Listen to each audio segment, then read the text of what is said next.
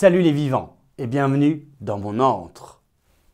Qu'est-ce que tu fabriques là? Un barbecue? Bah, on parle de crémation aujourd'hui. Je suis dans le thème. Tu me fatigues de plus en plus, de jour en jour.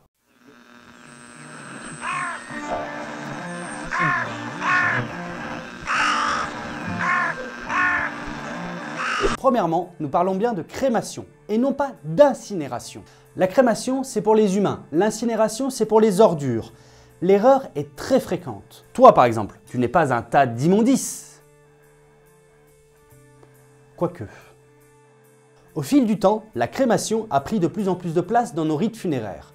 Elle a été longtemps considérée comme une démarche confidentielle. Autorisée en 1963 par l'Église catholique, la crémation a connu une véritable augmentation vers les années 90. En effet, en 1994, il y avait 10% de crémation en France, alors qu'aujourd'hui, en 2018, nous sommes environ à 30%. Un développement qui devrait s'amplifier dans les années à venir, car selon une étude, 51% des Français seraient prêts à passer par la crémation pour leurs propres obsèques.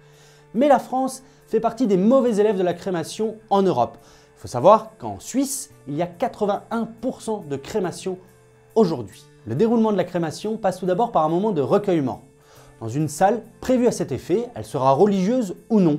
Là, le maître de cérémonie va pouvoir inviter les différentes personnes présentes à différents moments de recueillement. Lecture de musique, prise de parole, jet de pétales ou de roses. Oui, mais si vraiment on n'est pas intéressé par la cérémonie, on peut passer par la salle de chauffe direct?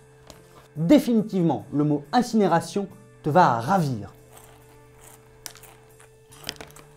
À la fin de ce moment de recueillement, le maître de cérémonie invitera les personnes qui le souhaitent à assister à la mise à la flamme. À une époque, les familles étaient invitées directement à rentrer dans la salle technique, là où se trouve le four crématoire. Époque heureusement révolue. Imaginez un petit peu la scène. Vous rentrez dans une salle où il fait énormément chaud, il y a énormément de bruit, le cercueil est là, présent, une porte métallique va s'ouvrir et le cercueil va être poussé par un vérin mécanique dans un temps qui peut sembler très rapide. Le nombre de veuves qui ont perdu connaissance pendant ce processus ont obligé les crématoriums à changer de façon de faire. Petite nature, va. La première chose fut de créer des salles de visionnage. Elle permet aux vivants de voir à travers une vitre la salle technique et donc le cercueil. Elle n'est plus en contact avec le bruit ni la chaleur, mais la vision peut rester très perturbante. De nos jours, on reste dans la salle de visionnage, mais on ne regarde plus à travers une vitre, mais à travers un écran. Dans cet écran, on peut voir le cercueil, vu de dessus ou de côté, disparaître après un dernier moment de recueillement. Et avec l'accord de la famille, ça se passe encore plus doucement. Eh oh, la crémation, ça dure des plombes. On va pas attendre tout ce temps que grand-tonton soit dans son urne. Il ne vaut mieux pas attendre. Le temps de la crémation peut durer environ 2 heures, 2 heures et demie, voire plus si grand-tonton avait une forte corpulence. En plus, il faut compter un temps de refroidissement des cendres. Attention, c'est chaud. Merde. Il est donc préférable de revenir plus tard, voire même le lendemain, si la crémation a eu lieu l'après-midi. Ok, c'est bien gentil, mais moi ce que je veux savoir, c'est comment ça se passe dans le four.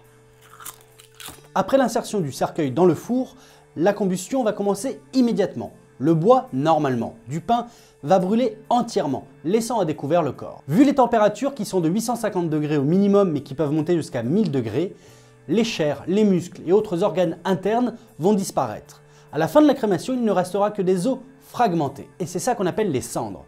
Avant, on les remettait telles quelles à la famille, comme on le faisait à l'Antiquité.